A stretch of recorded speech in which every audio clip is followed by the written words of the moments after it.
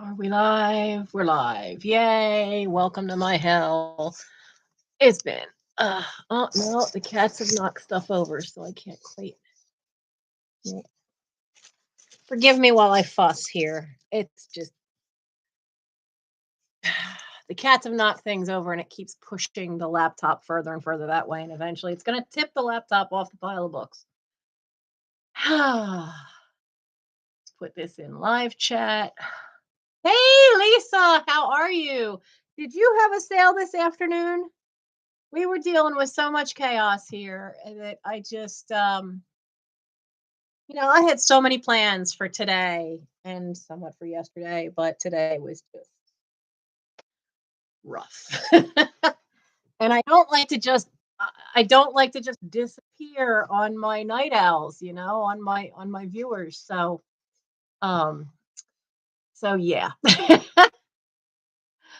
So Lisa, that was fun to be at your birthday. That you were live and doing stuff. And boy, what a bunch of stuff from Melissa.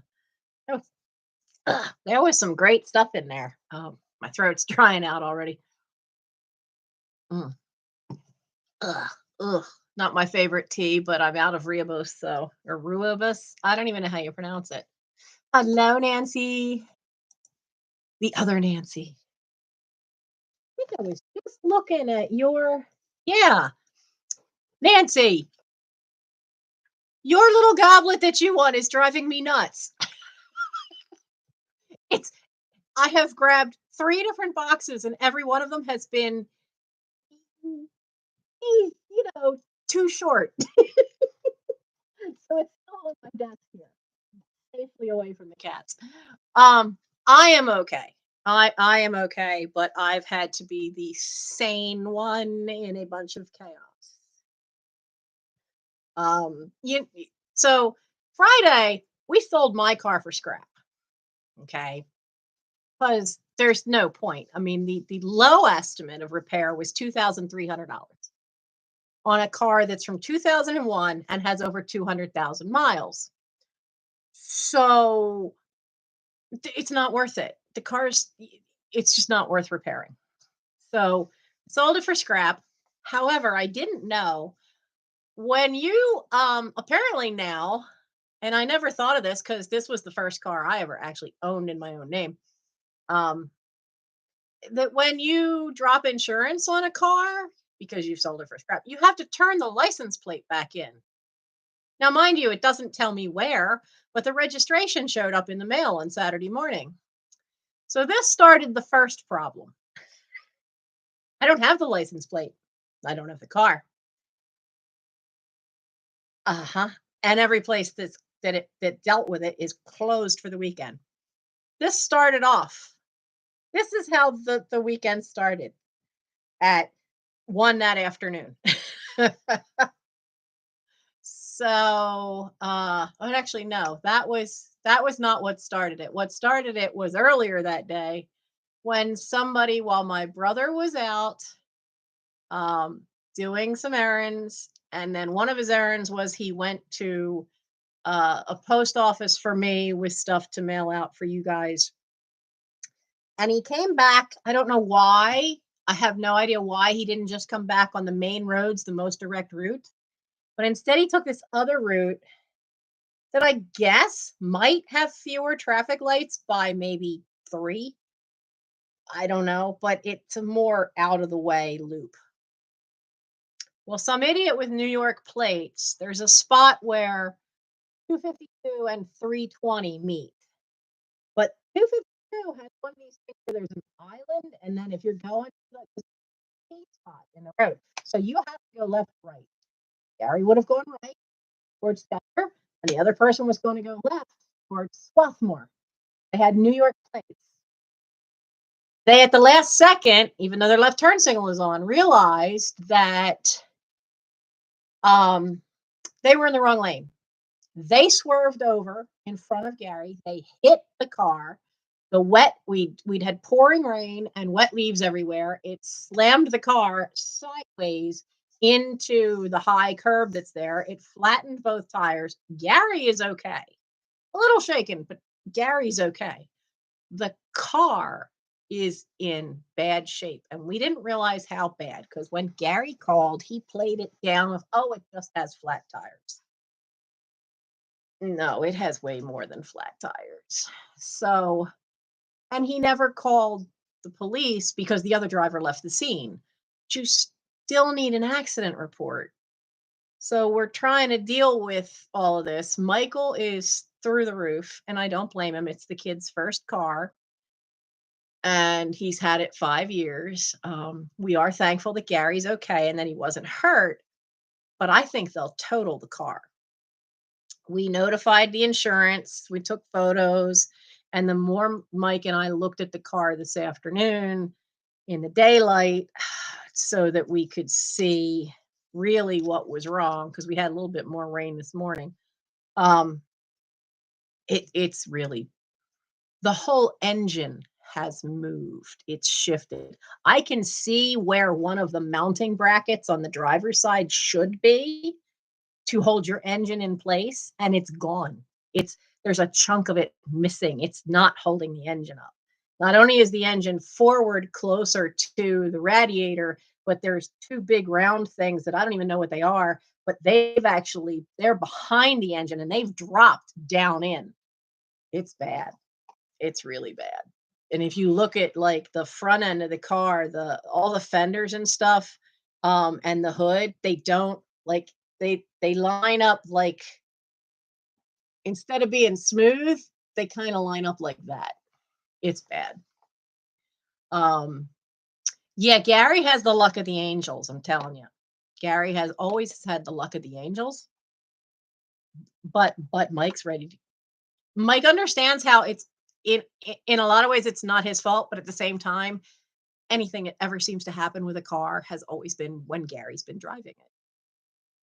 And how fast was Gary going that the speed of the two cars slammed him into a curb that hard? He swears he was only doing 15 to maybe 20 miles an hour.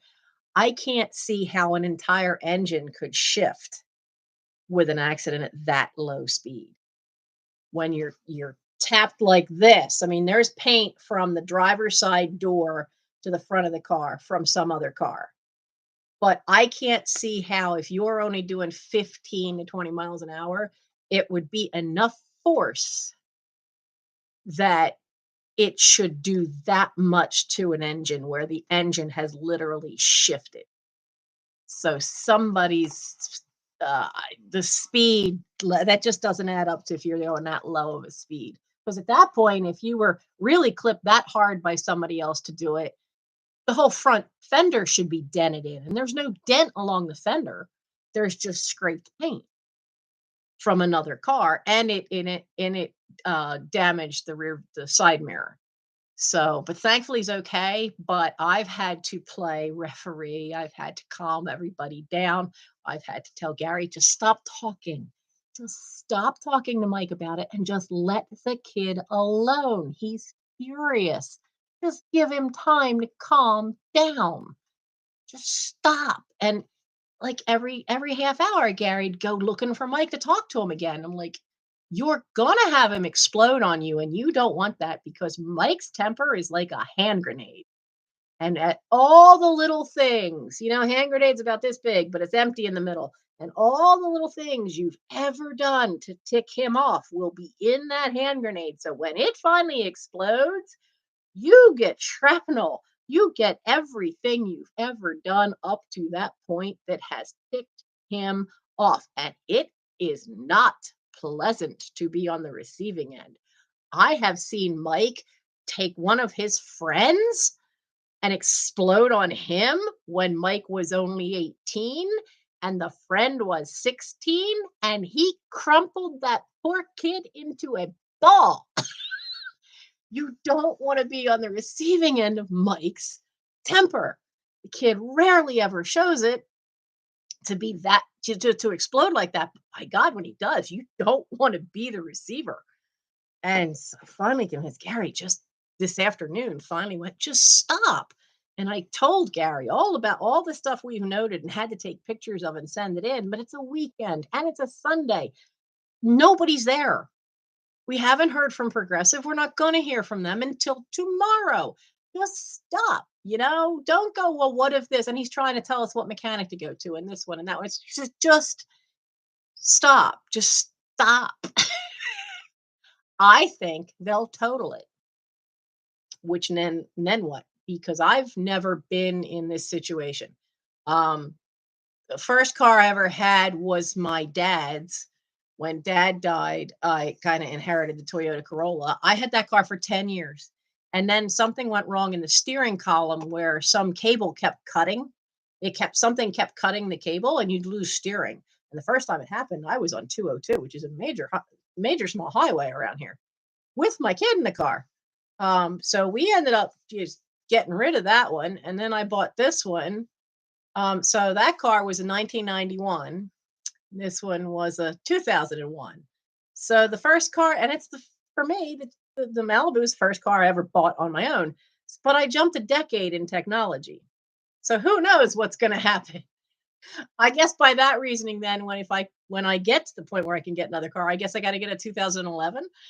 I hope to get something newer than that by then. But anyway, I'll jump 2 decades. It's great for technology in a car. But Mike's car is only a 2014 Ford Focus, and he's only 28, and he's asking me questions that I can't answer because I've never had to do this. I've never had to put a claim in on the Malibu. I did on the Toyota once before Mike was even born. Well, before I got custody of Mike, um, because I was doing a show way out in Chester County, and deer caused an accident. I hit a deer, and so it ripped off the side mirror, and had to file a claim for that. But it was so long ago, I don't remember the details. So I've been playing referee and mediator for the last 36 hours. It's exhausting. We also still don't have a dryer. And of course, then I kept getting all the questions from Gary about, well, when's the guy coming back? I don't know. We won't know. They're closed on the weekends. We won't know until they call on Monday. Everything has to happen on Monday. So, yeah. And it just, yeah, I kind of miss having a car that, like, Volvos are great for this because Volvos still have certain amount of a steel cage underneath that they are solid as a rock. The old cars, if something hit them, they weren't moving because they were steel bodies, they were tanks. But now so much of it is fiberglass, or plastic, that it doesn't take much to break it. But I was just dumbfounded when I realized that I'm looking down and I know what to look for the car mounts, and I'm only seeing half of one of the mounting brackets. So I'm thankful that Gary's okay. I really am. Gary may drive me crazy. I may sometimes think a lot of times think Gary is a pain in the, you know what? But he is my brother and I do love him. But does have, in some ways, that mentality of a 14-year-old that's always got to have your attention. And I know he's upset by it all, and he keeps saying, "Well, I'll figure out what I can do," because he's on a limb. He's had to take medical retirement long, long time ago. He's been on disability, and now he's got his full Social Security, and so he's on a limited budget. And his first thing was, "Oh, I'll give Mike as much as I can for the car." And Mike has been telling him constantly, "I don't want your money. I want you to get your own car." Especially as Gary brings in way more than I do. So, uh, but we all have those times. I mean, who here has not had a time where you've had to play the calm one while everything is swirling around you? It's exhausting. It really is. And so today, because I think Gary didn't know what to do with himself because he couldn't go to church this morning because just Mike is not willingly driving the car, but he's driving the car. We went out with it last night because he's like, you have to go with me to see how it handled. Um, and I was like, this is, and he's showing me how, you have that piece across the center of the steering wheel, which is supposed to be centered, but it's this way. And you have to hold it this way in order for the car to go straight. So yeah, oh yeah, the alignment's way off, but that's more than the alignment because there's like a lot of play in the steering wheel and all kinds of fun. So so we went up to the grocery store, which is it is a straight line. I'm not sure it is safe to drive because of the fact if nothing else, it's going to tear up that one front wheel because I think I don't know if both wheels are cockeyed. I didn't think to look at that, but yeah, I don't think it is safe to drive, but Mike doesn't have much choice until we hear from his insurance. He does pay to have a rental vehicle. Um, they changed his work schedule again, so he's already left for work and had to be in it where he was supposed to work second shift today. He went in at 6. He'll be done at 3 a.m. Um, because somebody's sick. It's his Wawa is a very small one. So, and there's very few people. If somebody's sick on third shift, nobody ever wants to come in. So they switch around the managers as best they can to cover it. And Mike always goes in, and if he ends up with overtime, that's always a plus. So, but yeah, it just he made the choice to carefully drive it just to and from work for tonight because it's a straight shot. Um, he literally just goes 2 blocks up to 352, goes 2 blocks down to the traffic light, and then makes the left, and that turns into McDade Boulevard. It's a straight shot. Everything's well lit. Um, and it's all main roads. He's not going to be stranded somewhere in the dark, off on some side road. And then it's just another three or 4 blocks up to where his Wawa is. And where his Wawa is, there's actually a repair shop right next door. So so he's just gonna very carefully figured he'll drive it to work tonight and because nothing can happen until we hear tomorrow. So that primarily was me having to do all that was why you did not see me today at 2 o'clock doing the work with me because we still had those boxes of fabric, but it just Gary is finally usually he sleeps, usually he's asleep from like late afternoon, like from about 5 o'clock. He comes down, eats dinner at like 4:30. And then from like 5 o'clock until 10:30, he's usually out cold. He's so wound up that he actually was just down here. So I know he's back upstairs and is probably gonna fall asleep for a couple of hours. And tomorrow morning I'm going to have the fun of I have to drive it down the bottom of the hill to go see about getting my license plate back from my car, which we already scrapped because I don't know who it got sold to scrap it. So it turns out I need to turn that back in. So I have to go down there, but then that's also the mechanic that we go to, and it's literally at the bottom of the hill. And I will go there and I will see if Iaconas can give me an estimate if they have time to just take a quick look at it, if they need to put it on the lift to look at it from underneath, get an estimate, and then see where we go from there. Because some insurance companies have their own places that you can only take it to one of their mechanics. We don't know if they'll be able to deal with ours. We don't know how that works. So I want to talk to them anyway. And since I have to get down there, it'd be better to just take the car down there, show it to them, get an idea, and then bring it back up the top of the hill and park it again out front. So that's the only 2 places it is expected to drive to. And then it's going to sit there until we hear from Progressive. What a mess. What an absolute mess. And it never fails that this kind of crap happens with Gary. And then you don't get it took me wheedling it out of him bit by bit the whole story of what happened. Because he originally just said, "Oh, they cut him off and I hit the front of the car and the two of the tires went." So he spent yesterday getting he paid for new tires to be put on the car and we didn't see it at this point. He kept saying, "Oh, the car's fine." We're hearing all this from him over the phone. Car was not fine.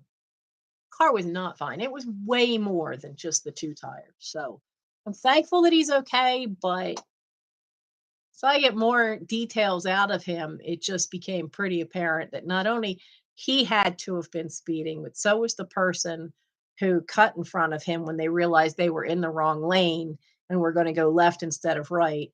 And there is a traffic light there, and I would bet money that that light was yellow. Both of them sped up to try to get through it, and so that would account for the speed it would take to clip the car and have it go sideways on the wet road and jolt the engine to break the block that badly, because it's not like it was freezing cold temperatures. But yeah, so I've been playing mediator all day and I'm exhausted. It's not from physical exhaustion either, right? You've all had that, right? Where you've had to deal with somebody else's frustration and it's just saps all your strength. So So that was why you didn't see me, and I wanted to make sure everybody knew it wasn't anything. Nobody was hurt. I wasn't sick again. My back didn't go out. I'm good. It's just was playing mediator, and we've all at some point in our lives have been there. We've all been there at some point where we've had to be the calm one. So meanwhile, I did get some stuff mailed out yesterday. I just got paid for this one. I've got it all taped shut and marked who it's for. I don't know how I'm getting it mailed yet. I will Gary is supposed to give me a list of the bus schedules that we need to print out because he and I will have to our local SEPTA, which is the bus thing for the Philadelphia area. You get a card. I mean, I'm used to you would go in and just tells you how long it's been since I've been on a bus. You'd put change in the thing, and that would be your fare. But apparently now they don't really want to take. Uh, they don't really do that so much. You have to actually go to the terminal, which for us is downtown Chester. Not a fan of doing that, and certainly too far to walk from my side of town. And we have to get these little plastic cards with money already. You can prepay fares on them, and you go in, you swipe it. So we have to do that because I need one to be able to get from here to the post office. Nancy Smith, this is where's the camera? This is what you got. It has this lovely little goblet. Look how tall it is. And I honestly don't know if it's meant to be a pretty little glass brandy or something, but that's how I found it in my mom's china closet. That was what you got. But it's funny is because I have two sizes of small boxes that I actually had when you have an eBay store, you get every quarter you get a coupon for so much off for buying shipping supplies. And I had bought these two size boxes thinking, okay, because sometimes I need something a little longer. And that blasted thing is literally, once I put the bubble wrap around it, it's going to be half an inch too long. Like, darn it. And it won't fit cockeyed either. I thought of that too. And nope. So we'll get you straightened out. So I thought, well, I'll check in, say hi to everybody, let you know what's going on. It definitely is going to be an interesting challenge. Good news, Boy Scouts are out of Christmas trees already. 700 trees. Okay. 700. These trees showed up on November. Trees showed up on a Sunday for some reason this year. Usually they show up on a Saturday. So the trees showed up November 27th. It's the 4th. They finished selling today. So basically, 7 days, 700. That's 100 trees a night. That is, hi, Jan. That is amazing. Absolutely amazing. That is a ton of trees. 700 trees. And we had trouble getting enough trees. Hi, Nora. Um, we really did have trouble getting enough trees this year. And that will fund us for the whole year. It helps subsidize every trip. It subsidizes summer camp. There is a subsidy for high adventure trips, which is sizable. Every couple of years, we do a big high adventure trip that usually involves getting on a plane and going somewhere. And so all that does help subsidy. They save up a certain percentage for the high adventure trip. We have a high adventure trip, try to have one of some kind every year. The National Jamboree is coming up, so that will be that year's high adventure trip, and they'll subsidize some of that because that's not inexpensive to go to the National Jamboree. And and you can only go as a scout if you're between the ages of like 13 and 18. So Mike had, or 14 and 18. So Mike had to go the year, if he was ever going to go as a scout, he had to go the year it came up for him, because at that point they were doing them every 4 years. And so it fell right in the middle for him. And it turned out that was the 100th anniversary of scouting. So he was having a grand old time then. All kinds of extras and perks and stuff for it being that year. So the I have to let the Wetherill family, because they very kindly have me on their Facebook page. The Wetherill house, the big estate house that this one's the granddaughter and great granddaughter to, is for sale by the owner. So I'm going to let the Wetherill family know that the old family homestead is up for sale. So we'll see.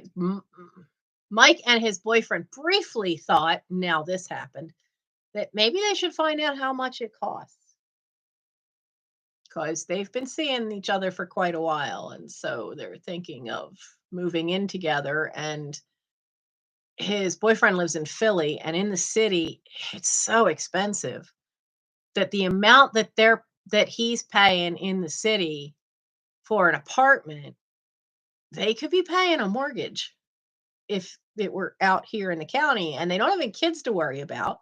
And in this city, the only thing that Mike complains about is that there is a city wage tax, but the taxes overall are significantly less than anywhere else in our county.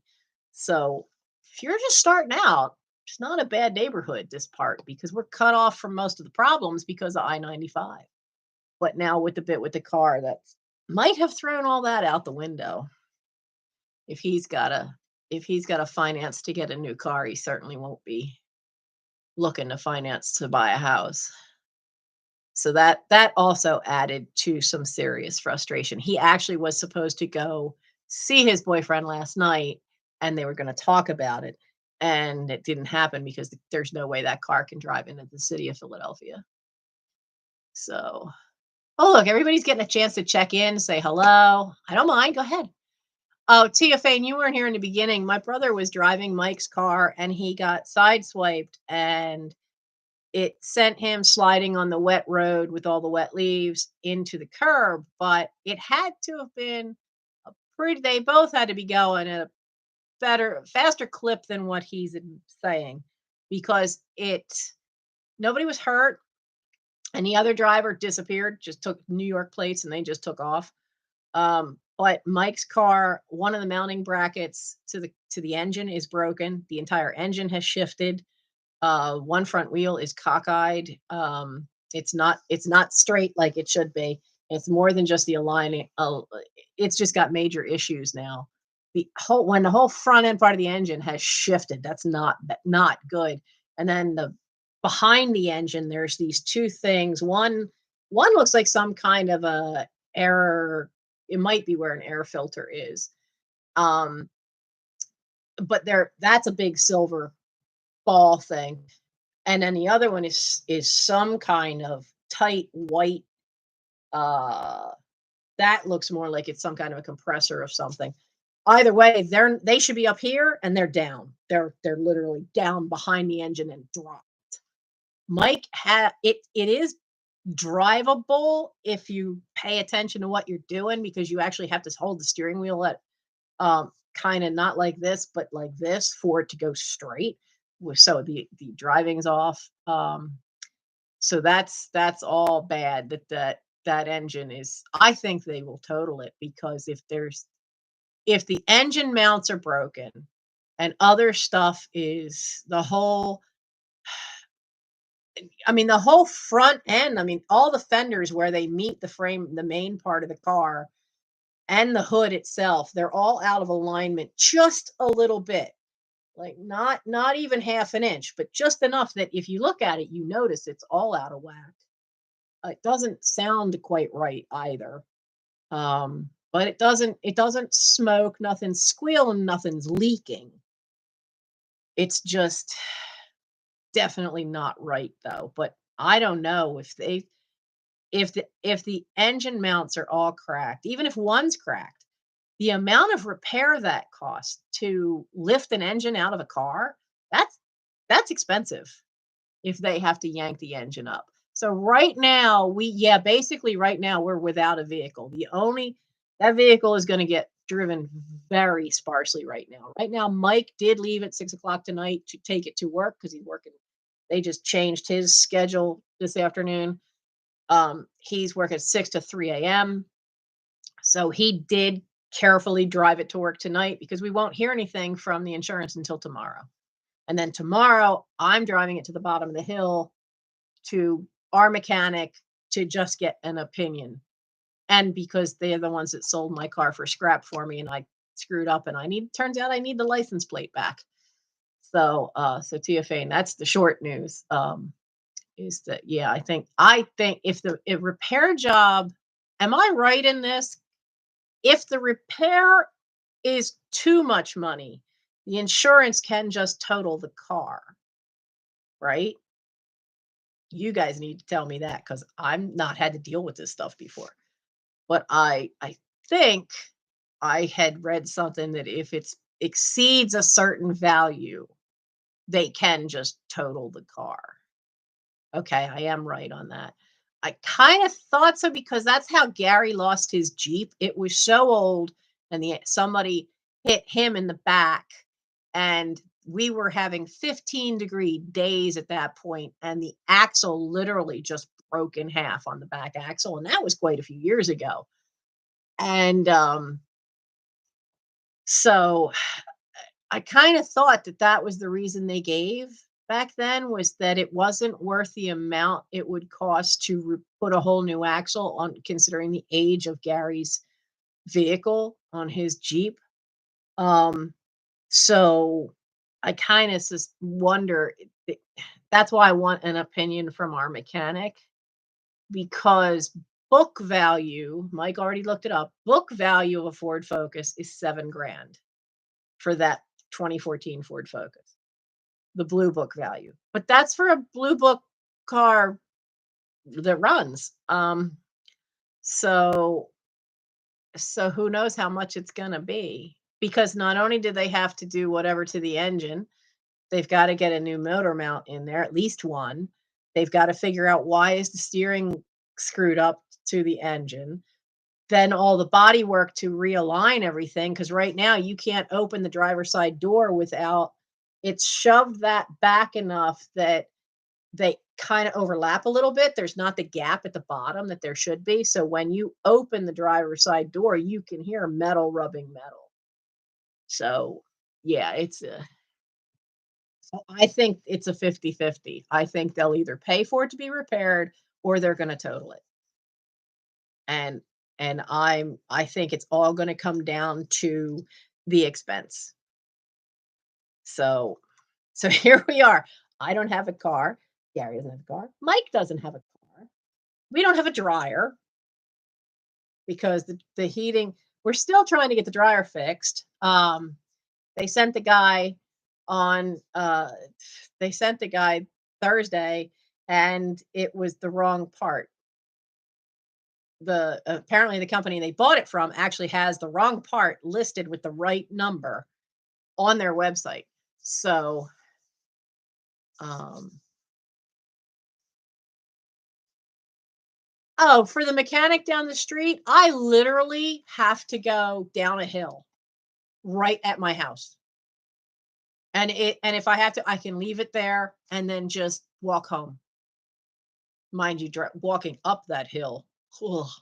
Um, but my our mechanic is literally at the bottom of the hill. So I'm less worried about me getting it to our mechanic than I am Mike getting to and from work tonight. I'm more worried about that. So everybody pray, keep your fingers crossed. Whatever you do for good luck, feng shui your house, whatever, that this thing is okay to get him. Now, he did get to work, get him back home again. One benefit too of him coming home when he is going to be home is he's not going to be on the road till like 4 a.m., which means then there should be less traffic for him to deal with getting home since they're having him stay till the middle of the night. So hi Grace. Yeah, so and I have AAA. Gary pays for me to have AAA. That's my Christmas present every year because if I was driving scouts, then we never had to worry about it. And so I can get it towed down there, but I have to go down to talk to Mario anyway. Mario. No. What's his name? He just took over the business cuz Jimmy passed away. And I think it's Mario. So, yeah, never a dull moment in my life. Friend of ours used to tell my mother that the Kraus family puts the fun in dysfunctional. No. So that was the bad news. Was all the fuss with the car and me having to play peacekeeper for the last 36 hours so that there was not an explosion of temper and dealing with Gary and Mike and trying to mitigate and mediate and deal with all that. So that was, that was. Now the good news, seriously, so for good news is I did talk to the mechanic today because Mike gave me the wrong number to leave a message for the repair place that's doing the dryer. And he says he has the right part. He's just waiting for them to put him on the schedule. So we should be getting a call Monday about coming back and fixing.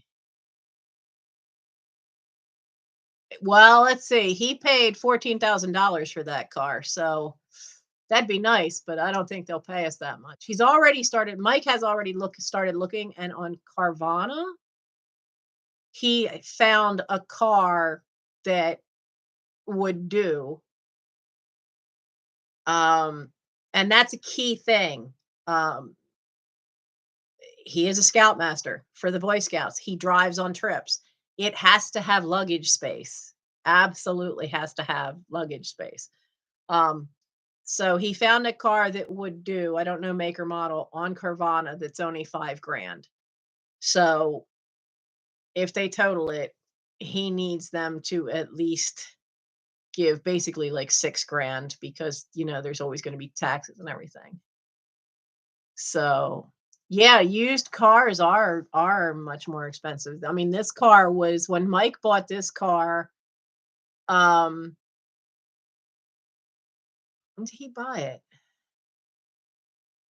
he bought it in 2018 or 2017, and it was a 2014.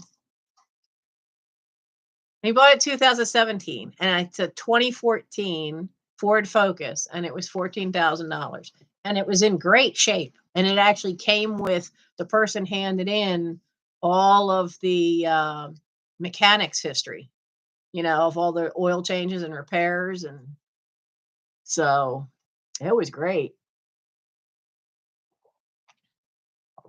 Kid had a better first car than any of us ever got as kids growing up. Dad would say, "Okay, I'll help you buy a car," and he'd go buy some $1,000 clunker, and that was it. You were lucky if it lasted 2 years. So, but but looking for the good news, we now have a setup. Mike's going to let me to improve getting more sales and even drop sales and stuff done and more videos filmed. I do have a couple of larger Wawa. There should be some 2X and maybe a 3X around Dad's vintage garage. So send me an email.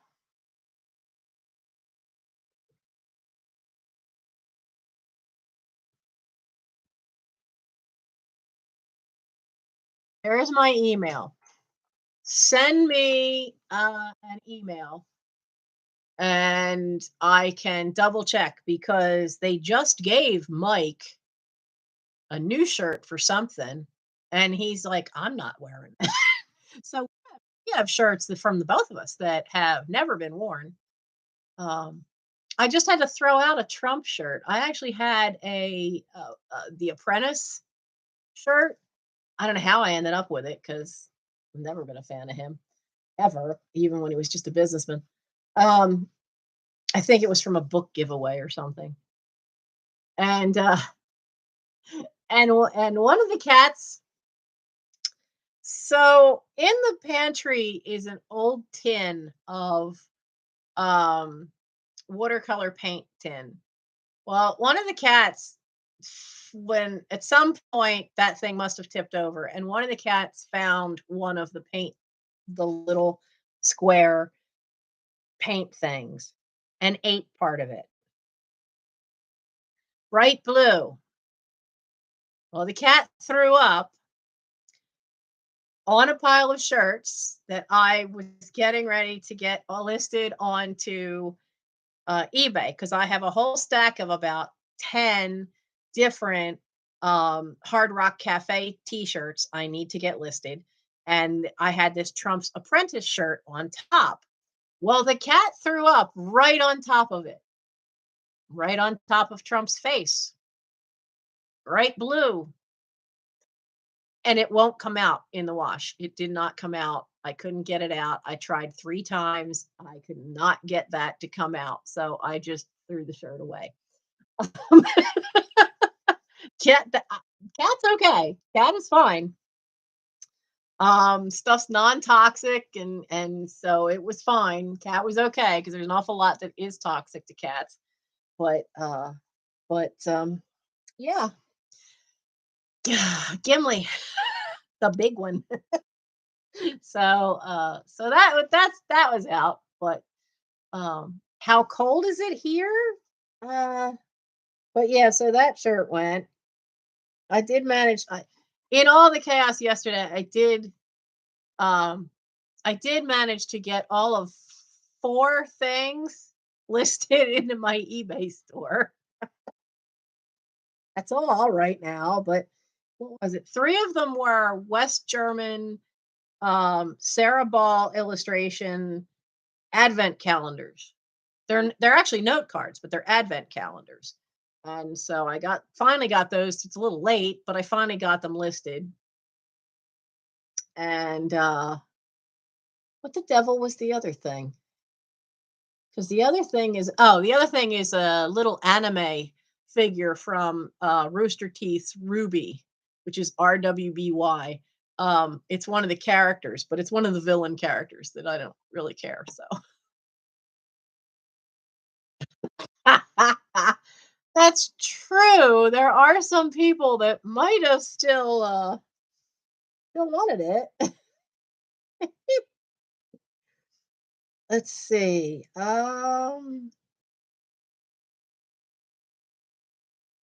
No, you don't have a thing to tell me the weather on my phone? Oh, I know how to find out the weather on my phone. No, don't close that. Open. Technology challenged.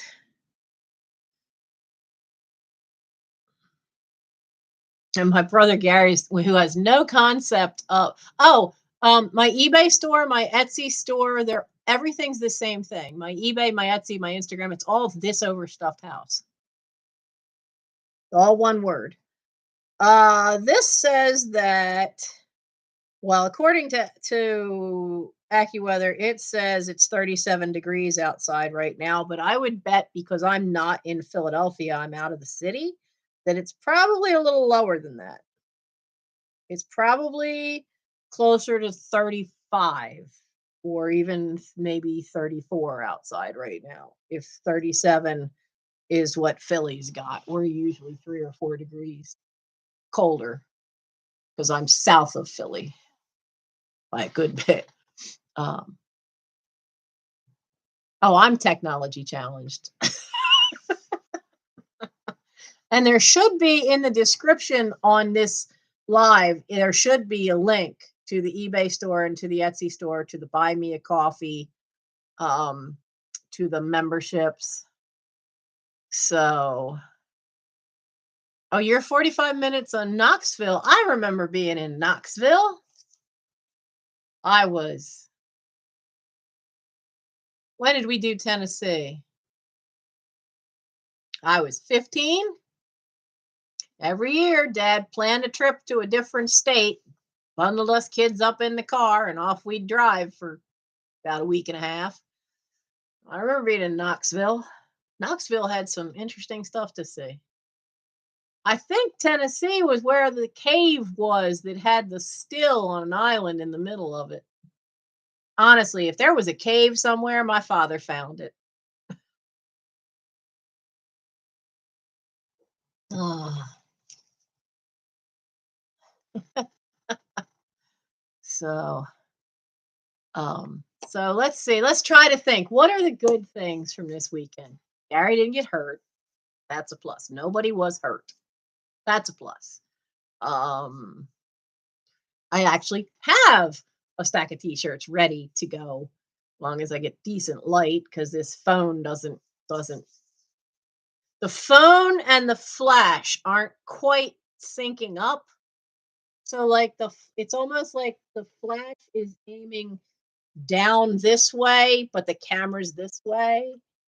So, or actually the other way around, because what's happening is like the top bit's down. The top of the picture, whatever I'm photographing, the top of it's in shadow, even though I'm directly above it, trying to aim straight down. And the kittens, just to tick me off, decided to start fussing with the light box, that little square light box I have, and they've tipped it over the oblivion back there. So I have to get that out of there, if not tonight, tomorrow morning, so I could take proper pictures and use my light box. But yeah, I mean, you always try to look for the good things, and the good things is I did sell off my car for scrap, and got the Delcora sewer bill all caught up, and so that was good. And is Advent spelled wrong in my listing? Uh-oh. Did I screw that up? No, give me all active. I was so distracted because I kept getting, oh, geez, it's ANT. Thank you. We need to fix that. I was so blasted distracted that, because when somebody comes and every 10, 15 minutes wants to come talk to you, It does distract you. You lose your train of thought, you lose track of what you're doing, and I missed that I spelled Advent by accident with an A instead of an E. Thank you for letting me know, and I will go right in now. And no, I'm not sticking my nose up at you guys. It's just that these glasses are so old that I have to read through the bifocals. And to do that, I have to tilt my head. And I think this is why my head hurt. My neck's been bothering me so much, is because I've been doing a lot of this lately, where I've had to tilt my head back and it just do a lot of computer work in a day. And that messes up your head. I kept wondering, why were they not having any views? Well, because I spelled Advent wrong. Now the ARS is right. That's actually the company name. Just says ARS, and that they are West German. And fixed. There we go. Yay! There we go.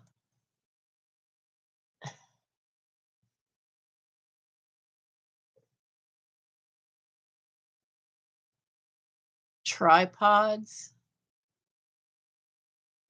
Oh, yeah, I have two ring lights that are on tripods, and the problem for them sometimes is that you can't actually get it. Like, it has a camera mount, but the camera mount won't go straight down. Like, what that was why when we did the one box of stuff the other day, and I was upstairs in Mike's room, and we went through the stuff that was all my personal stuff. Um, I did it up there with his webcam because I can go straight down with the webcam, and I can't do that. No, you go away. We're gonna report you. And then we're going to, yeah. And then we're going to hide you. There we go. Bye-bye.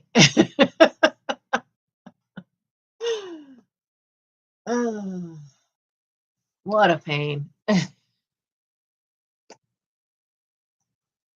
Me a perfectionist? Oh,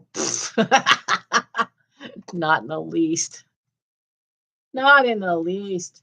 I did also finally had not Frodo, but I at least have now Farwin who sat still long enough for me to get really nice looking photos so that I can get her image sent to Forgotten Cat's Facebook group to see about finding her a home. I have to, at the very least, get her and Frodo out of here. Mike is beginning to question whether we'll be able to get rid of Aragorn because it's becoming very close to looking like he and Gimli are becoming a bonded pair. We're finding him like um really getting like he sleeps with Gimli now. He's got to be in the same room Gimli's in. It's been ever since he didn't feel good. There was a day where he was in my arms for almost 3 hours just sleeping, and he had warm feet and a dry nose, and so he was running a fever because that's how a cat runs a fever. Their feet get hot, but their nose gets completely dry. But he wasn't lethargic, and his eyes weren't his eyes were still alert and bright, but he just didn't feel good. And you could hear when I held him, uh, he already had one accident, and I had to clean his back end off. Um, so I had him wrapped in a towel and was just holding him because he constantly wanted up in my lap. And you could hear his guts gurgling inside. So he just didn't feel good. And ever since then, he's just been following around wherever Gimli is, he wants to be. And um, so it's beginning to look like they're becoming a bonded pair, which is sweet, but at the same time, you know, I'm not looking to keep all these kittens. Two. It was supposed to just be two. Actually, it's supposed to be just one. And then one bonded to me and one bonded to Michael. I think Gary is a little put out that one didn't bond to him, but Gary shouts at them too much. They get a, they get under your when you first come in, they will rush en masse to the front door. Gimli because he's trying to book out the front door, and the others, they want to see you, and then they get in your way as you're trying to walk, especially if you have groceries, trying to walk to the kitchen, and Gary just starts shouting at him, and he's like, "You are not a man to have a pet. I know you don't like that one of them, oh well, one of them should be with me," and I'm like, "But they don't because you scream at them." So what else was good? So the good was, I at least have that stuff. I did get a few things into the store. I want to try to get 5 things a day, if not more, into the store. I also need to pack up 5 things a day. I've gotten one packed up today, dealing with these wahoos. Um, I did get the other thing I did get good today is I have my turkey broth all processed in containers in the freezer. Everything's labeled.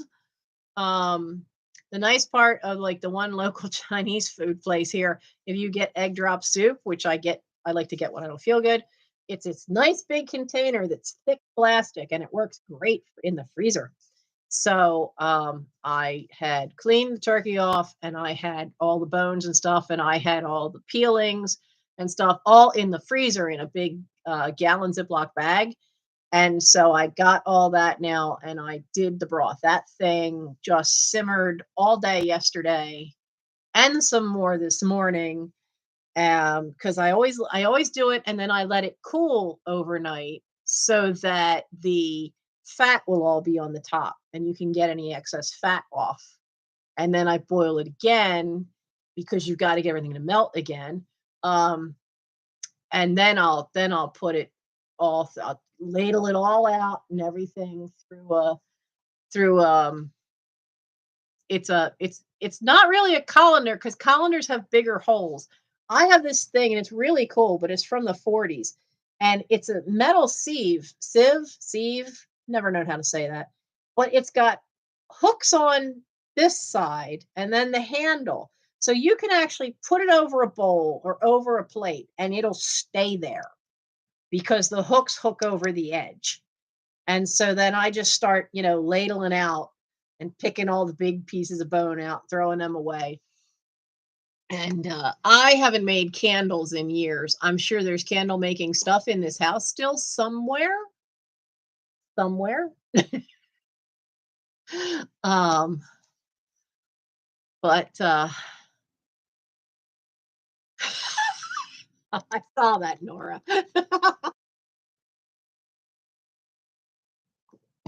So I have that all processed. I had made turkey soup and I used the stuff out of the freezer from the fall. So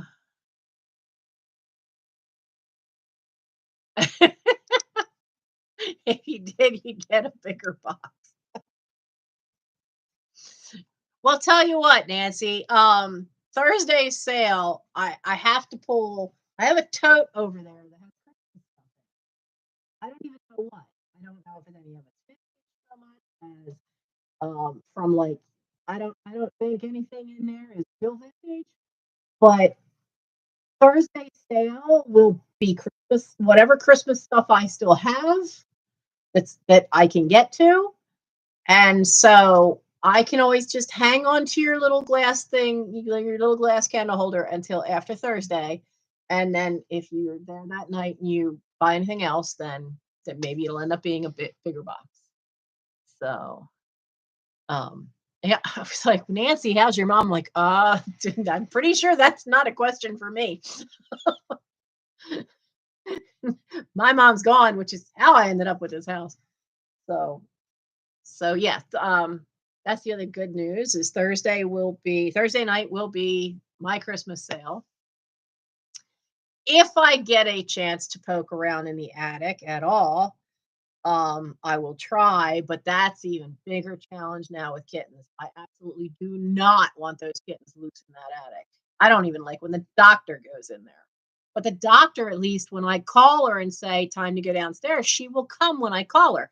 That's not going to happen with these little morons. They're going to think it's like a new playground, and they can get into the eaves because they're still smaller. They can get out of the attic through that little gap and into the eaves, and I don't want any chance of that at all. I don't know where that raccoon, how far that raccoon can get.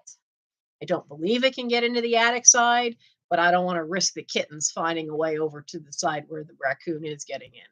Not going to risk it. Um, but I know all my parents' Christmas stuff is still up there. And boy, it's going to be a field day when we get into that stuff because that's all, that's all 40s, 50s, and 60s and 70s stuff for Christmas.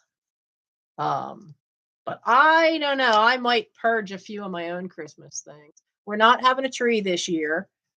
Um, not just because there's no room. We had a little tabletop one last year. But there's just no way I'm unleashing those five little monsters onto a Christmas tree. The little winter fairy pictures that were in that box of stuff that we just had unpacked are hanging on the wall in the hallway. I put them up today. Um, my sale on Thursday nights is at 11 p.m. We jokingly call ourselves the Night Owls. Um, so so it's at 11 p.m. Eastern Standard Time. And what I do is I alternate weeks when which night is going to be a sale. And I kept asking, like the last one, I'm like, am I off by a week? But no, I'm not off by a week. I'm set to where I should be.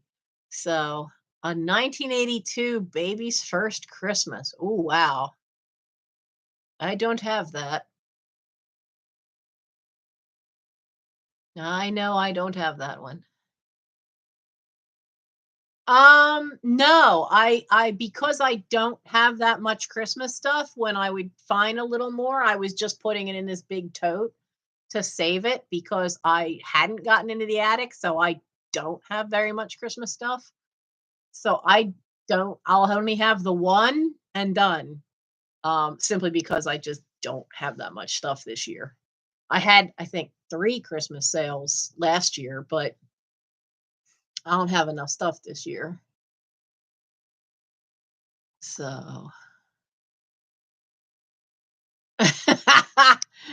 so you're looking for angels, huh? Okay.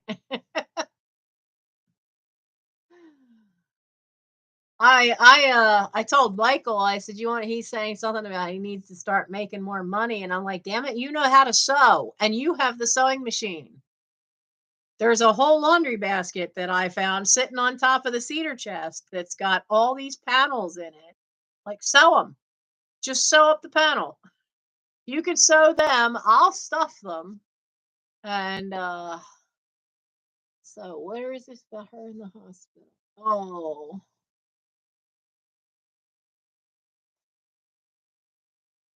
oh, I will keep you both in my prayers. I've already lost both parents. I know how hard that could be. And the flu is just no fun. They probably would. But my Etsy store is usually I mean, that's what I have is I have some vintage panels, like panels from the 70s. And I've done them.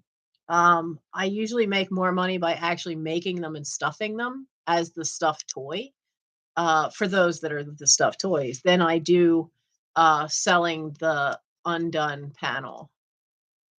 That's actually something else. The other big tub that's over there is all stuff that's got to go on Etsy because my poor Etsy is woefully understocked, and I need to get more stuff. And the sad part is I have this stuff for that. So I need to make a point of every day has got to be at least 5 more things on the eBay and get 5 things onto Etsy. And at least with eBay, if I could just get the phone to take a decent picture, I can do some of them quicker on the phone because I no longer have to take the photo with the camera and download it to the laptop. And so, but I have to have good light.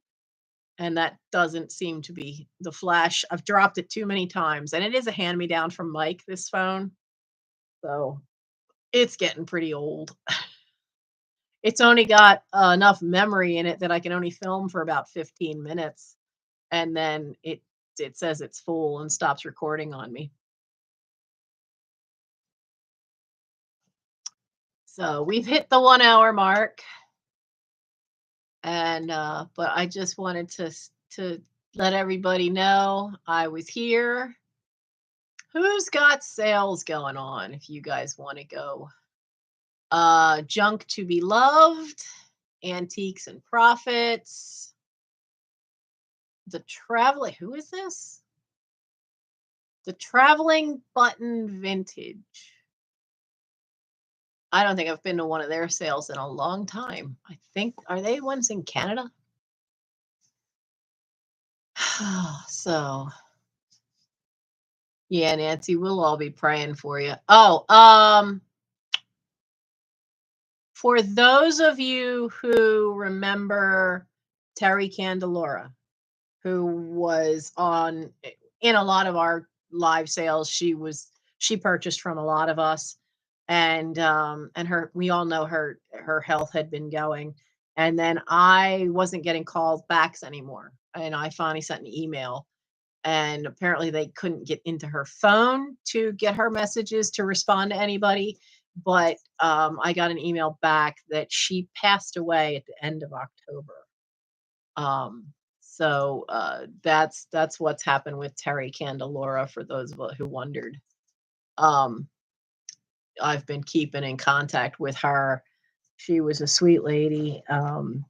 Always had big plans for the stuff she was going to buy. Didn't actually have some of that happen.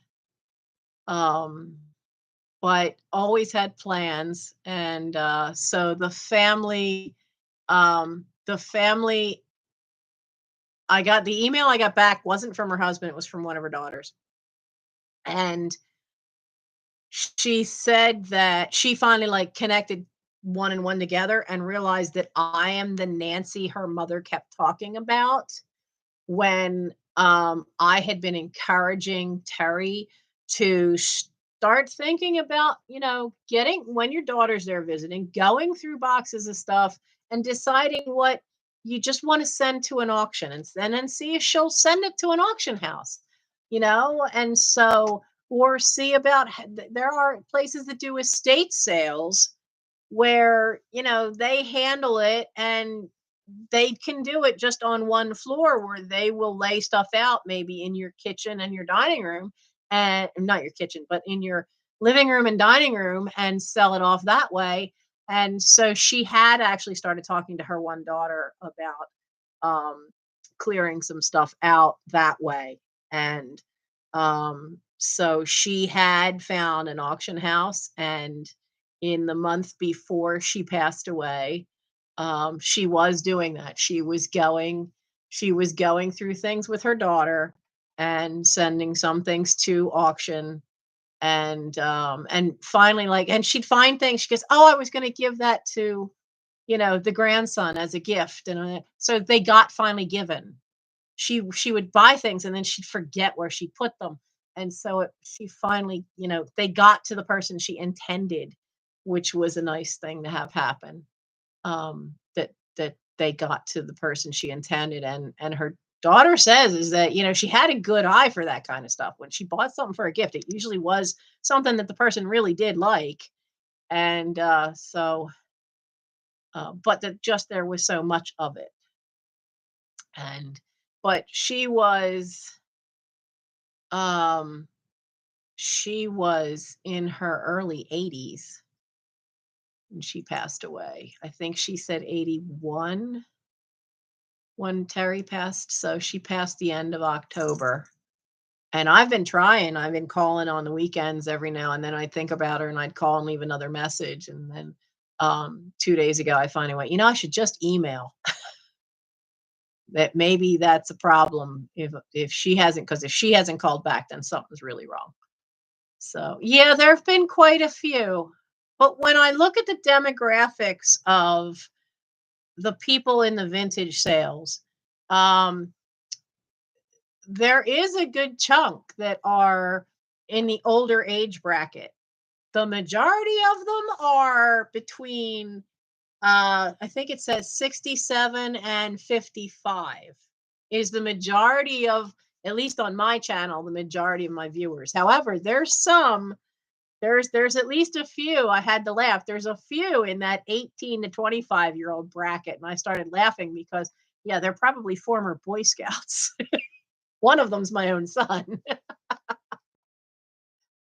Yeah, Val, I am so glad to hear that she actually was able to do that. Because as I got to know Terry and find out that she was doing just like my mom, she'd buy stuff with a plan, but that plan wasn't getting any further than the plan. And so I kept talking to her about that. It's like, because we all do that. We have this plan. That's why you guys saw some of the embroidery kits, the ribbon embroidery kits I found in the dining room. We had them in a live sale, and I sold a couple of them.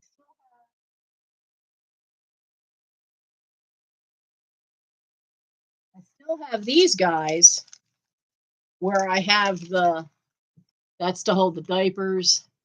I still have these baby kits, baby steps kit. I forget what the other one is. But they're right here under the table. The other one is the bottle bag and the little pillow with the baby sleeping, and you hang that on the door so that that way when the baby's asleep, you put that on the door so everybody know. One is on eBay because I had extra of the one. Somebody's behind me. Um, so I put that one on eBay because I had extras. Are you going to go somewhere else? Which one are you?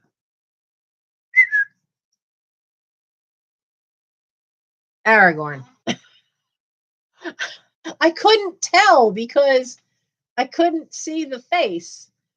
And I can tell him because his eyes are gold and her eyes are gray. Her eyes are yellow, but they're both the exact size, same shade of gray. They're both about the same size. You can really only tell them apart, from seeing the eyes.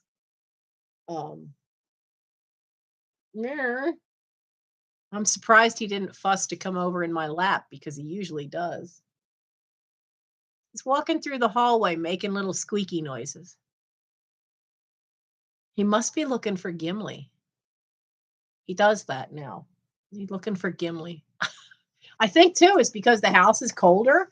They are real quick to all cuddle up together. I woke up this morning, and I woke up late. I didn't wake up till 10 o'clock.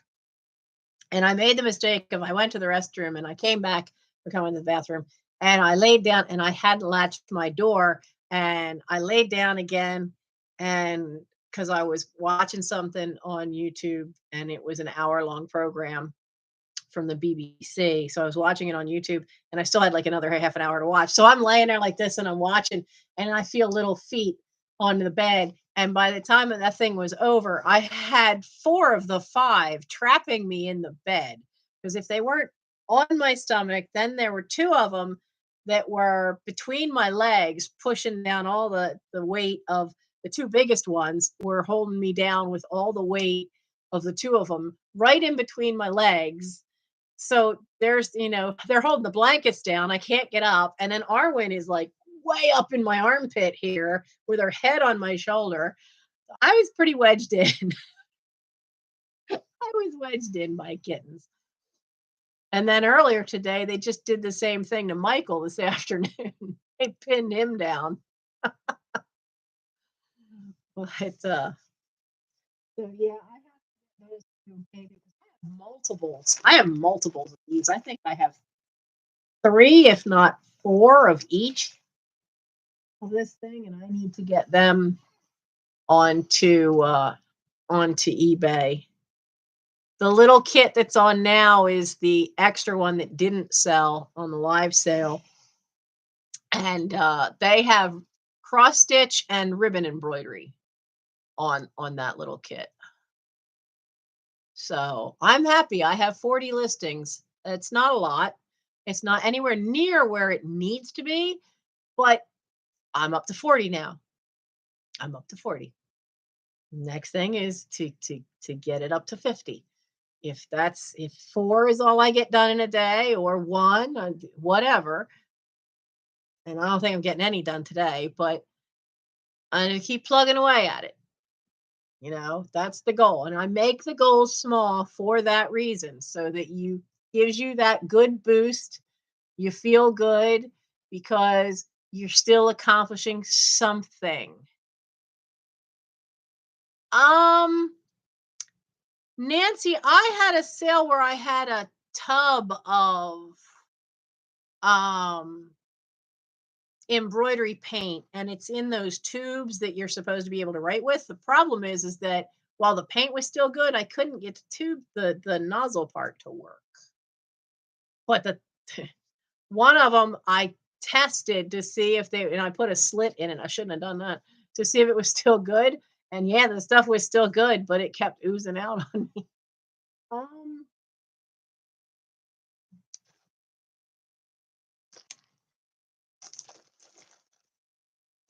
I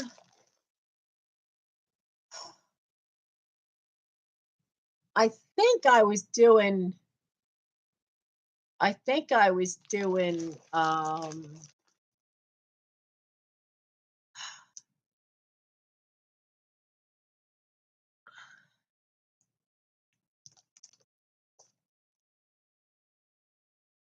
I'm trying to remember. I think I was trying for $20 for the pair, because then it's just $10 each for these. I have a feeling that's low, but because they're not, embroidery, and everything's in there. I mean, all the fabric, everything, and like this is the entire thing. You can see this part's already sewn. So your big thing for holding the diapers, this is already made. You just have to do the embroidery part. So, oh, Nancy Smith, you want some? Um, okay. I'll figure out a price and email you. Because if you have like little bottles that are airtight or something, you could then put this stuff into another container, like a little small container. Because you can use a brush. I don't think I'd be able to do it. Let me see. I doubt it.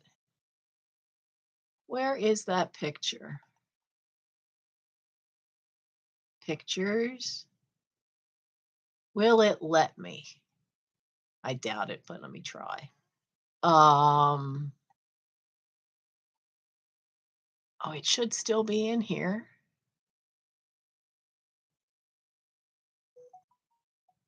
Why are you making that noise, phone? I don't know what happened, but now anytime somebody posts something on Facebook, my phone goes do do do do do, and I don't want it to do that, and I don't know how to turn it off. I don't know how to stop it. Okay, that folder's empty. It's not that one. Saved pictures, maybe? I don't know how I'd show this picture to you guys anyway, so I don't know why I'm looking at for it, because I'm just technology challenged enough that I don't know how to do it. Nope, not in there either. Darn. Anyway, I was going to try to show you a picture of, if any of you have ever seen the album cover for The Wiz, it has this great image, silhouette of a woman, and then long flowing tendrils of black hair going behind her. But in her hair is also all these great rainbow of colors. And I did that as, because we didn't have t-shirts for doing a show. And I thought, and I'd already done community theater at that point, and I knew that was a thing they did, but I couldn't believe high school wasn't doing a t-shirt for the show. So I made my own that says The Wiz, and then the back of the shirt is this great image that I copied, and I have all these different colors, and they're all from this fabric paint. So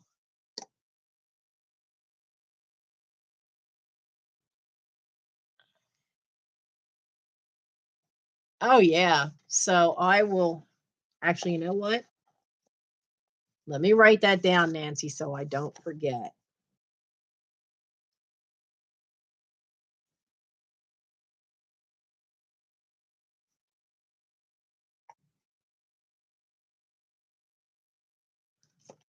So there you go.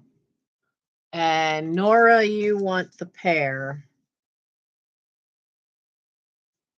of the baby kits. Okay.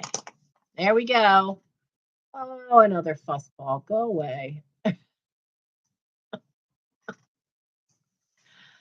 But yeah, the Wiz shirt is pretty cool. I still have it. I keep I I really think I should make a pillow out of it. But I sent a photo at one point to the Chester Historical Society right before their unfortunately their building burned down. Um, and they would like to have it. And I still have a program from that show. I was supposed to be at a Pearl and I got so sick that I couldn't do the part. I missed 2 solid weeks of school. That's a lot of rehearsal time for, for your senior play. And so they replaced me. But I was the only one that had any kind of outdoor, outside of school theater training from this group called Young People's Theater Workshop in Swarthmore, which still exists. And I had stage makeup training, not just regular stage makeup, but fantasy stage makeup. So instead, it worked out better because hi, happy days. I got to design all the makeup. I got to teach the crew of kids who wanted to learn makeup all this fantasy makeup. Our scarecrow really did have the burlap around the neck that was, spirit gum glued to his face. Our lion had a nose that I built out of rubber to actually have the lion nose with whiskers. Our Tin Man did have silver on his face to look like a Tin Man. And our witch was perfect. I found the longest eyelashes. I actually had to go to a costume store and get them because back then you didn't have like the Halloween adventure shops like you do now. And I got these massively long, 2-inch long eyelashes for her, and she absolutely loved them. I let her keep them after the show was over because what was I going to do with them? Um, but so it was a great thing. We had a blast. And all the flying monkeys were face painted to actually have like the monkey nose and the little lines to look like the top part of the mouth was that little, piece was a different color than the rest of their face. So they had the makeup to actually look like the flying monkeys. So and it had to be kept simple because the kids that were the flying monkeys were also the dancers that were the yellow brick road. So it had to be something easily wiped off and easily put back on if for when it was needed. But they're really only needed mostly in one or two scenes, and they're not the yellow brick road during those scenes. So it was pretty easy to do.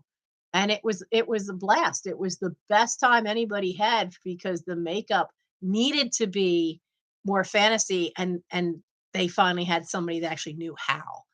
And so it was pretty cool. I actually got an award my senior year from the theater department for that, which was so cool. They would do in the theater department, they would do um an outstanding award for somebody that whoever worked above and beyond making sure that the senior play happened. And it was rarely, usually there was always some kid that always like, and it usually went to somebody who was one of the actors. And this was the first time in a long time it had gone to somebody who was on the technical staff. I still have that award. It's packed away somewhere, but we'll find it. We'll find it eventually. So, ah, oh yeah, I guess I could do it as a YouTube as a short. I haven't done those in a long while. Why do I still have no, no, no. I thought I got rid of this jerk, but I see it didn't take all of them. Oh, that's why. Hide user on channel. That did it. I hit the wrong thing. There we go. What? What do you have? Hey, hey, hey. Is that real? Come here. Show me what you've got. Come here. Oh, it's a okay. You're good. Good boy. All I saw was a tail. For a split second there, I was worried. Good boy. You got your boy? You did hear, Nora, you heard Aragorn, and all I could see was a tail sticking out because all I could see was profile. So all I saw was this tail hanging out. I thought, oh crap, what did he get? I thought it was a real one. He's got a stuffed mouse. They have two um two fleece stuffed mice left, one little plastic ball that's about that big, hard plastic, has a bell inside of it. Um, they have four of these crinkly little, they look like a little metallic bow, but they're pretty hardy. And they have four of those left. And they have their little tower thing, and it's supposed to have, it has three tiers, and it's supposed to have a ball that they can smack and it'll zip around in the thing. Somehow they got all the balls out of it. I put two balls back in, but I've never found the third ball. So that's the extent of their toys because they've destroyed every other toy they have. I don't have any other toys. I used to have, you know how they have a wand, a stick that has feathers on the end. Well, they got a hold of that and that had no feathers left. There's nothing left on that. So that's gone. And then I had little like critters on a string, and that had the short little one, and you bounce it around. Well, they've get a hold of them, and then they've pulled the thing right off the, they've popped right off the little handle, and then they take it and then it's gone. But yeah, because kitten claws are so sharp, they have destroyed most of their toys. I don't have very many left, and they get bored with them, and I don't blame them when you have the same thing every day. But yeah, he has one of the mouse toys. The only problem is those toys, the tails look, they're a piece of leather, and they taper down to a point. So they really look really real when all you see is the tail. So he's knocking it around in the hallway. So hey, you want to see something that'll also be in Thursday's sale? I found this. Where's the camera? Isn't it cute? Now it says Japan right there. And there's something on this. And this would have been old volcanic rubber, and it is hard as a rock. But there's some word there in cursive, and I cannot read it. I've even tried using the jeweler's loop.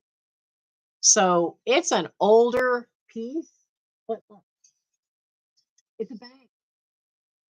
And it's a well used bank. On the back. Mostly around that. That's the one problem with what they do cold painting, where they fire a piece, and so it's all just glazed white, and they do the coloring over top of the glaze. But the paintless isn't as bad on the front. The worst one is their noses, like his nose and his nose. You can kind of see it. There we go. That's not glare, that's paint loss on their noses. Um, so this will be, isn't it cool? So this will be in the live sale on Thursday night. That'll be in the live sale. And I've got to get some more drop sales filmed. If you are a member, like our lovely Nora is part of the fairy realm, because there's two levels of membership. One is $1.99 a month, and that gets you the night out emojis. I'm only allowed, I think, 4 emojis right now. It's you get more emojis the more subscribers you get. That level is $1.99 a month. For $4.99 a month, you get 24-hour advanced shopping for any drop sales. So you'll have it for an entire day before everybody else sees it. There are occasionally there right now there's only one, but I have to do more. There will be videos that are just for the Fairy Realm members. There'll be short videos where they get maybe a sneak peek at something or a peek that's only for them. But they also, as I said, for that level, they also get uh, advance notice for the drop sales. And that's the only 2 levels I have right now. I've been talking to some other resellers, and I've looked at what Trisha has, and she's, I know, got higher tiers, but I want to be realistic on what I can deliver. And when you have a house like this, it's so easy. You guys have already heard me say about how feeling I'm overwhelmed because you bounce from one thing to the next thing to the next thing, which is what happens with shipping too. Is I end up bouncing and I'm still trying to find stuff from those early days when I first got hurt that people still want, who bless their hearts have stuck with me. But my son, the way he moved things around to make it so I could walk through the house with a walker, I'm not found where he's put everything, and everything was put safely in a box. Great, where's the box? It was only just what, 2 weeks ago that I found a whole box of stuff that was underneath a stack of empty boxes. So I don't want to promise a higher level where you might get like one-on-one time with me or stuff unless I know I can deliver. And I think that would be biting off more than I can chew right now. So so I figure I have enough. I have the buy me a tea, I have super chats, I have membership basic memberships now, I have super stickers, something called super thanks. I'm not even sure what that is, but it's on there. Um, so those I can handle. Those I can handle. We can do those. All that extra stuff is gonna all be set aside anyway for uh get the roof repaired. So, because what I had of that was set aside paid for the $100 worth of supplies it took for Mike to rebuild part of that roof, relay new stuff that cut that leak by half, which was great. It cut it by half because at one spot we could see daylight from the second floor. We no longer can see daylight. That spot doesn't leak, but there's still a lot of water coming in from somewhere further up, and we can't figure out where. We've checked the flashing. The flashing is still well secured to the house. Just for safe measure, he recaulked all the flashing up there, so it's not from that. You just can't figure out where. It's from somewhere higher up on the peak, and but he's done all the lower stuff at the bottom of the peak. So all the funds that had been saved up from Buy Me a Tease all this time, what was still there from that is all gone because it was, bless your hearts, it paid for $72 of the supplies. So oh yeah, this has been a year of exploring too, just how far my back could go because we didn't know earlier this year that in the summer when my back went out, we didn't realize that me just sitting on the stoop and turning to the left. I'm not going to do like I did. Not going to do it right now because I don't want to risk putting it out here. But I was turning and going behind me some and ripping weeds out of where the brick walkway meets the concrete step. And because all those bricks, it's all dirt in between them after all these decades. So I was ripping weeds out, but I was twisting too far. And then when I tried to stand up and couldn't, and had to grab the railing and pull myself up, and then realized I couldn't stand up straight, then I was like, crap. I had aggravated it enough that in the time I kept twisting and doing that, it aggravated the sheath of the pinched nerve and everything swelled up. And I ended up flat on my back again for a couple of weeks. Only doing, being awake and doing stuff for 4 hours, laying flat for 4 hours and doing that. And that went on for 2 solid months where it was 4 hours on, 4 hours off. And that screws up everything too, because it's hard to function and really keep things going. So we don't want me to overkill again like that. And now that I know more of the physical limitations, I've now I've worked very hard behind the scenes for you guys to get to where I know, okay, you can do this, and then you need to do this because this won't aggravate the back. Or you could do this, but then you need to go lay flat and set your timer on your phone. That you can't be falling asleep and not have the alarm go off. And then the next thing you know, you're asleep for 4 hours. You can't do that. You need to lay flat for X amount of time so the back relaxes without having to be on muscle relaxers all the time. Because I really don't want to do that. I don't want to be on muscle relaxers or heavy duty um, naproxen all the time. Neither one is healthy for long term. And I have been on heavy duty naproxen for an entire year and a half. And right now, I take it just at night with dinner.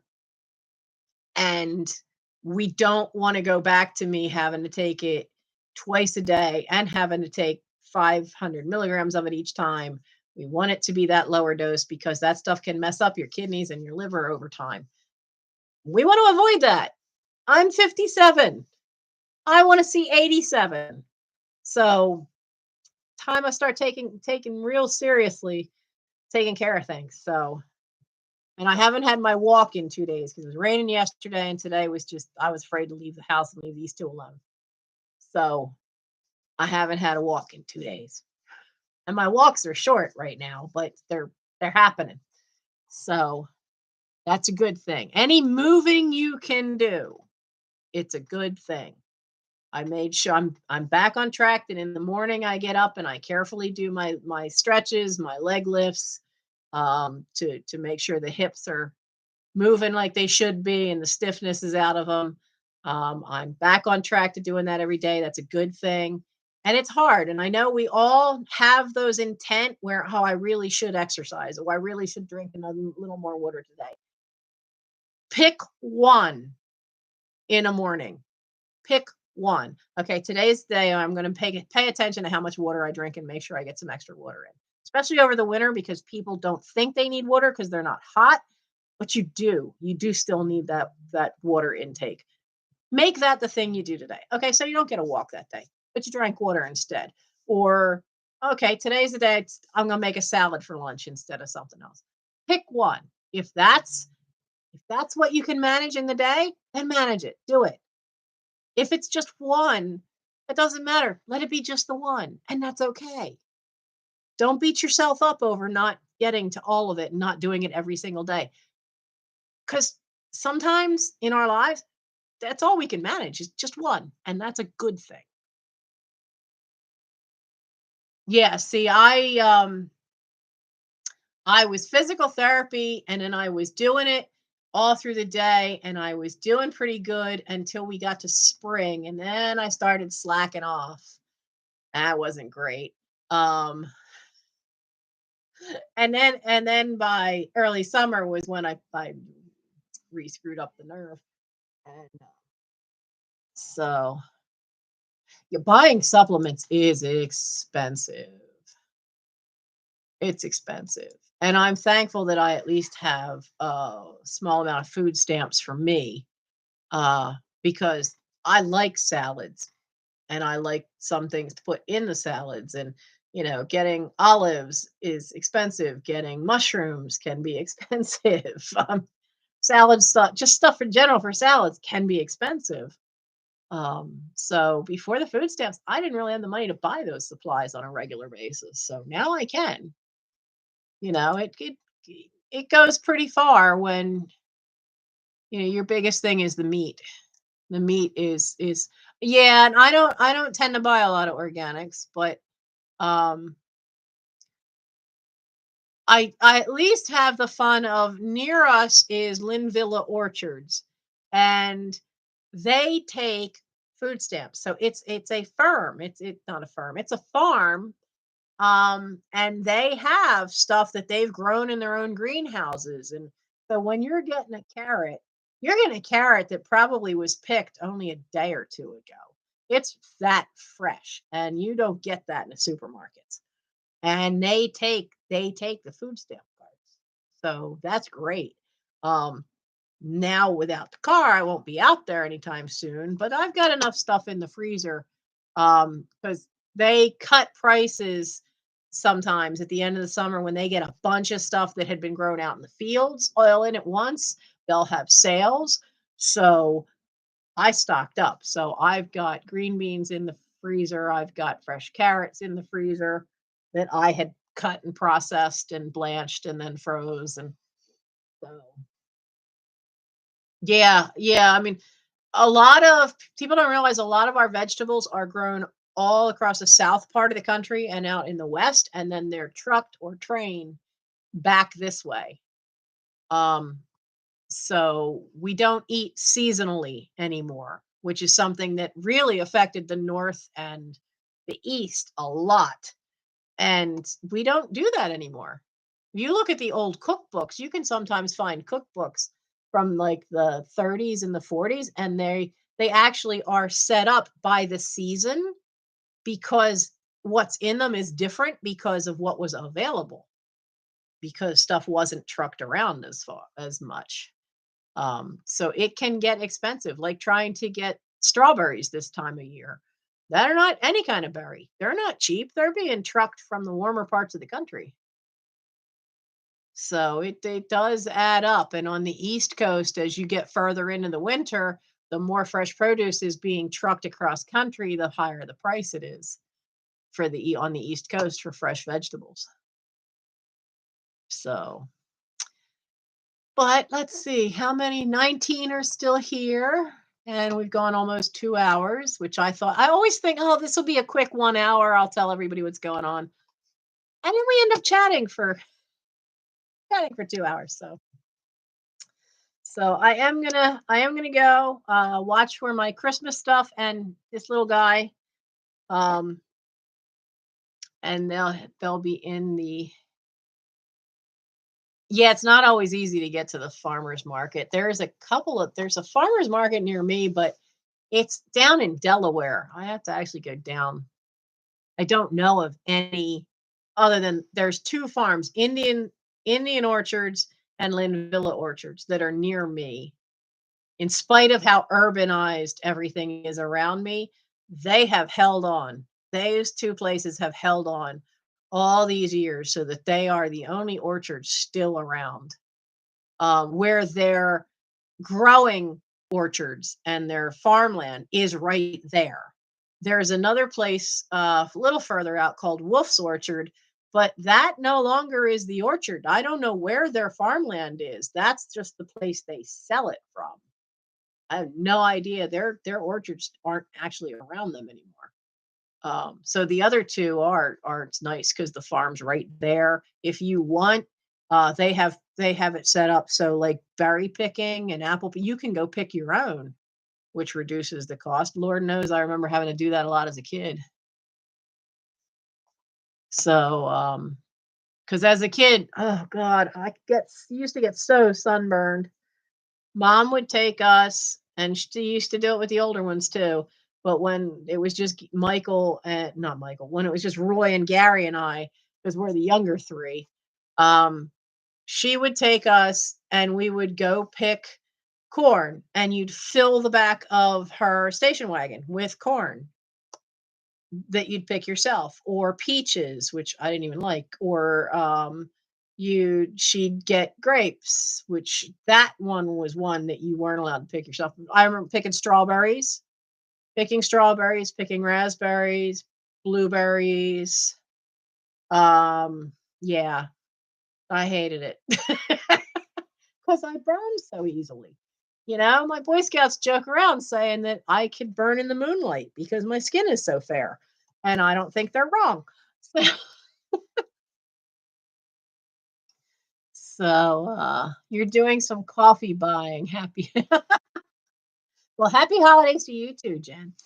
Um, so uh for those of you who follow my Instagram, tomorrow in the daylight, I'll get a good picture of those 4 pictures that we found in the box, that because that's probably the only Christmas decorating we're doing until Michael gets the lights for outside the house up.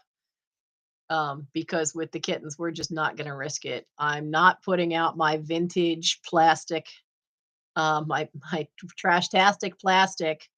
Um, I have a white holly garland for down the staircase, and it has little white lanterns hanging off of it, and it's all plastic. And I am not letting these little morons destroy that thing. So no way am I putting that up.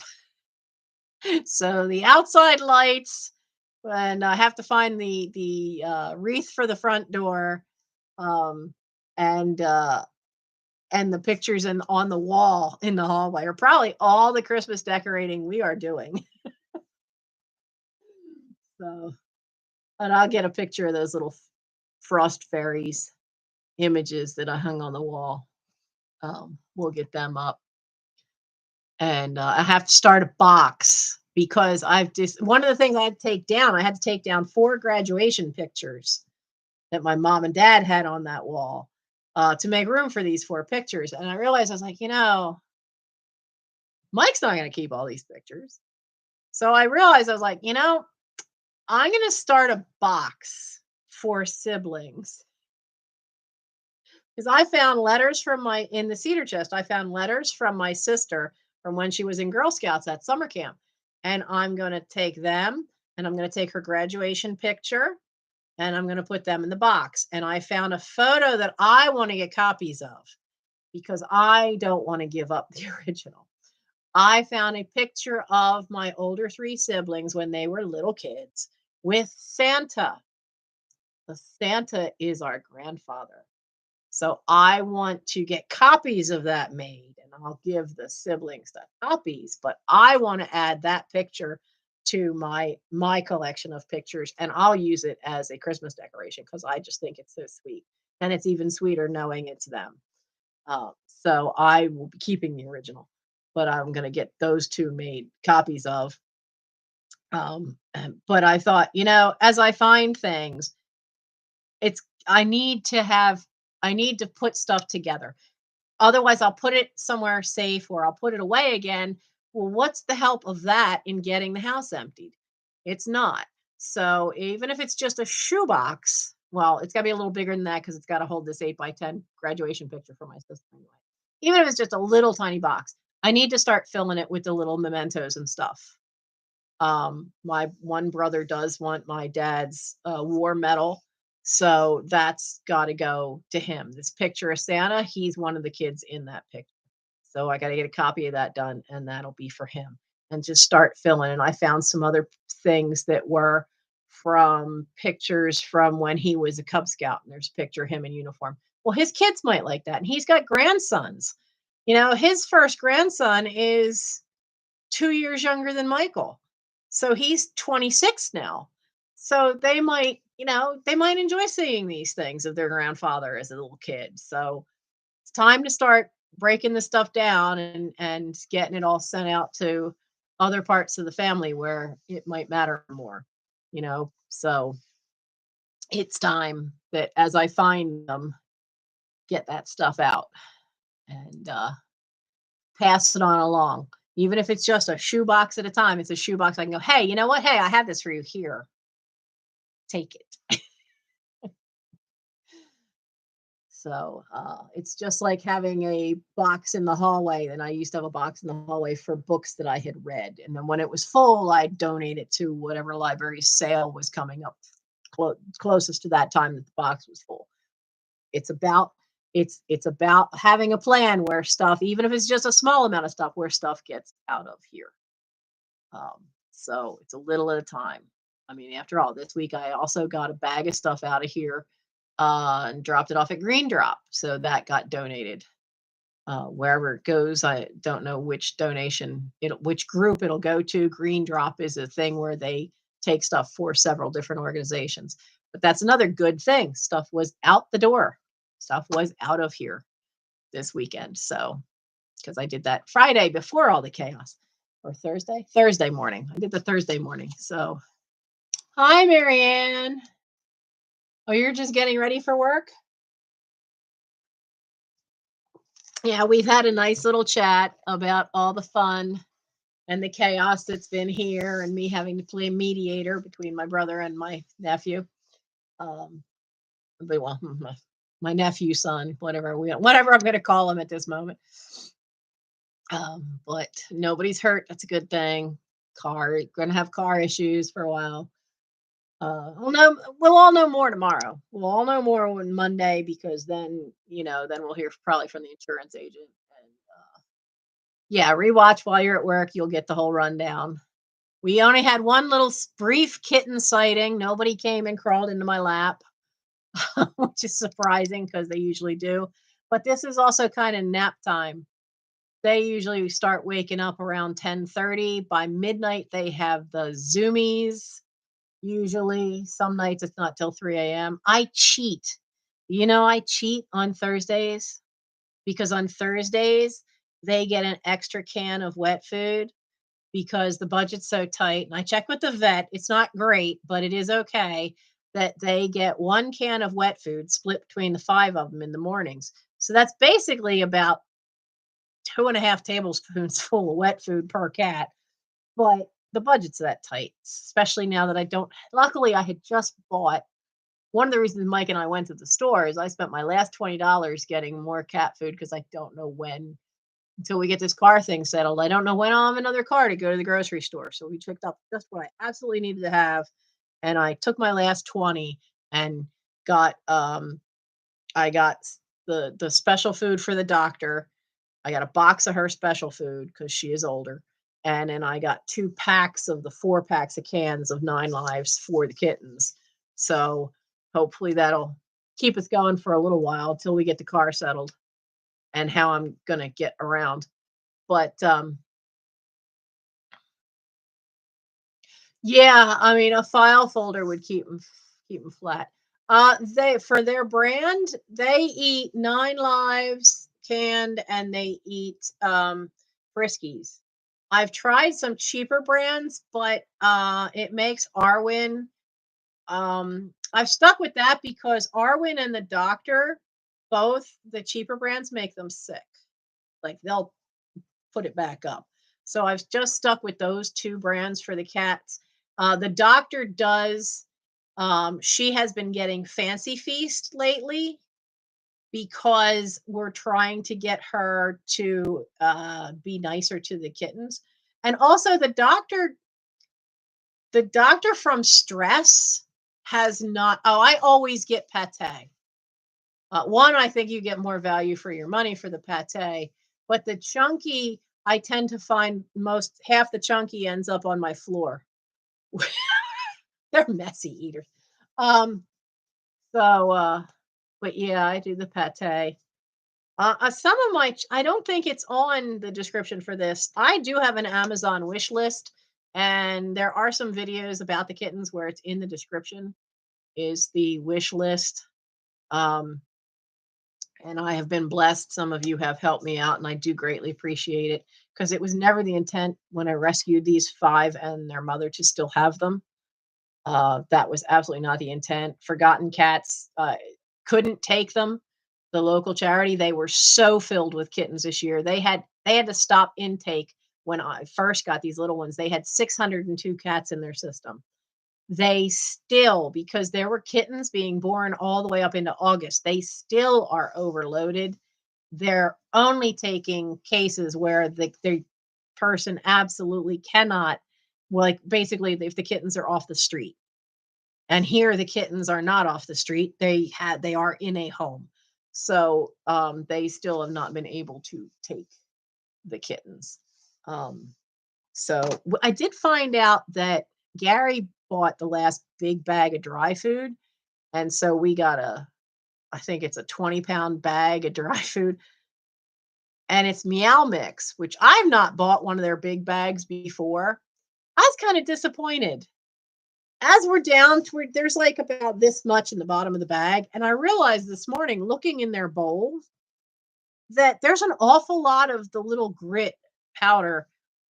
And I was really disappointed because um they're I've never had a bag of dry food. I've always had Friskies or Nine Lives, and I've never had that where usually you get that crumbly little bits way down at the bottom, the very bottom of the bag.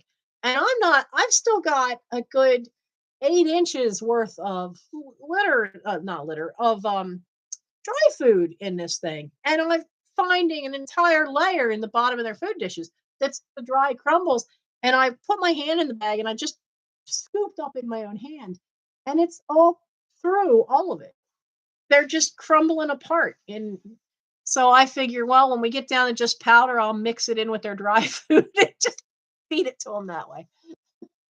Yeah, that's a problem too with Elron does not like the chunky stuff, the pieces, whether it's shredded or he will just lick up the liquid. The doctor is the same way. She'll just lick up the liquid and she'll leave the other stuff. So if it's the pate, she'll eat that. And I've been using Fancy Feast for her, partly because with the kittens, she'll only stay there for so long.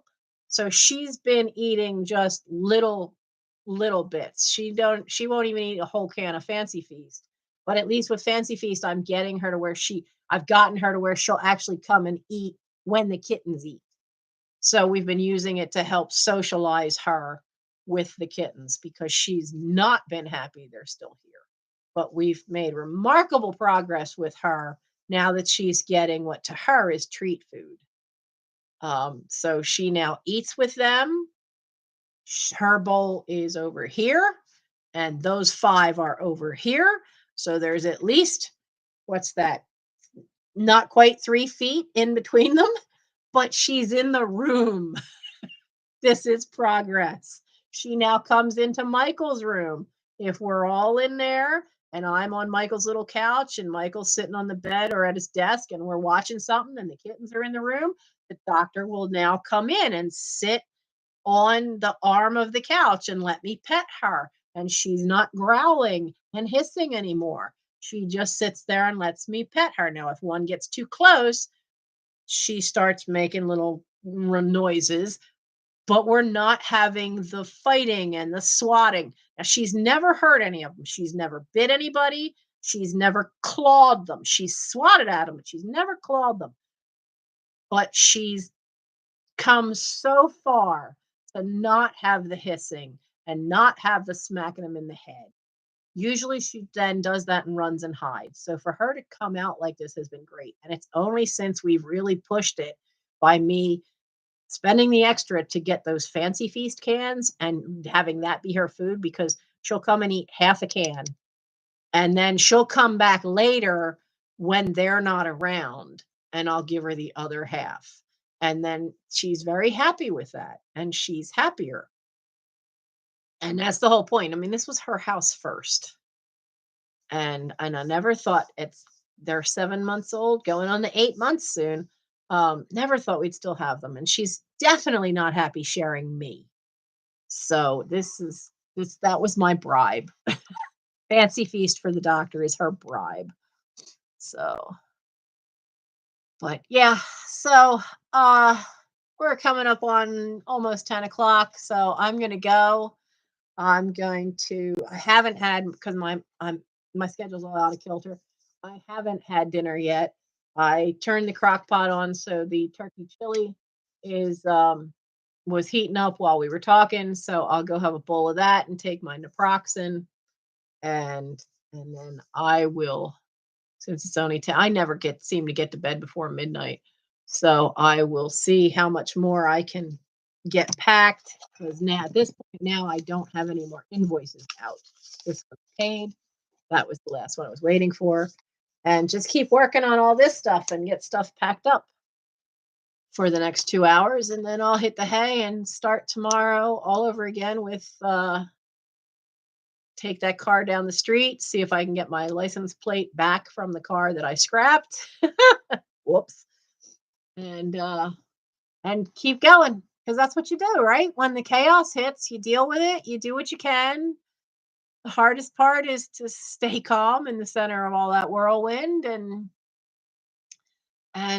just keep going, because the alternative is stagnation.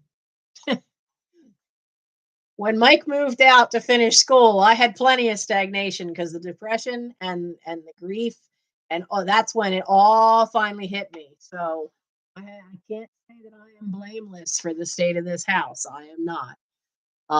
But I had 2 years of totally debilitating depression that it was an effort to just get out of bed. And then I got help, but it took 2 years to do it.